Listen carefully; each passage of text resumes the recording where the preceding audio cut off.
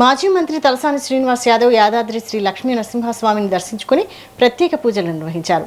ఆయనకు ఆలయ అధికారులు సంప్రదాయబద్ధంగా స్వాగతం పలికి వేద మండపంలో వేదాశీర్వచనం అందించారు. మాజీ ముఖ్యమంత్రి కేసీఆర్ చొరవతో యాదాద్రి ఆలయం అత్యద్భుతంగా పునర్నిర్మాణం జరిగిందని తలసాని అన్నారు.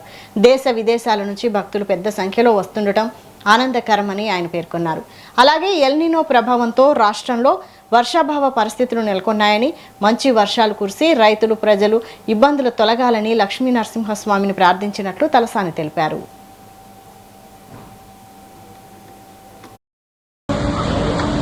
తెలంగాణ ప్రాంతంలో యాదగిరి గుట్ట అనేటువంటి లక్ష్మీ నరసింహస్వామి గడిచిన మనకు స్వాతంత్రం రాక పూర్వం నుంచి ఇక్కడ లక్ష్మీ నరసింహస్వామిని కొలవడం అనేది ఆనవాయితీగా మన రాష్ట్ర ప్రజలు కావచ్చు, పల్లెళ్ళు, గ్రామాలు, పట్టణాలు అందరూ కూడా హైదరాబాద్తో సహా.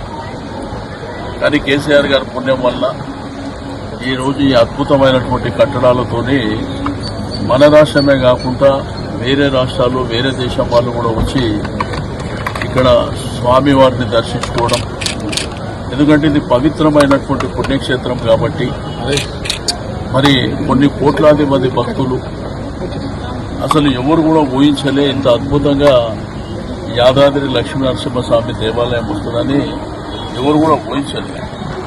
కేసీఆర్ గారి పట్టుదల, వారికి ఉన్నటువంటి ఆ దైవత్వం, దేవుడి మీద ఉన్నటువంటి గౌరవం ఇవన్నీ ఇక్కడ దాకా తీసుకురావడం అనేది జరిగింది. బట్ రాష్ట్రంలో ఎలినో ప్రభావం వల్ల రాష్ట్ర వ్యాప్తంగా కూడా మరి వర్షాలు లేక రైతాంగం, ప్రజలు చాలా ఇబ్బందులు పడుతున్నారు.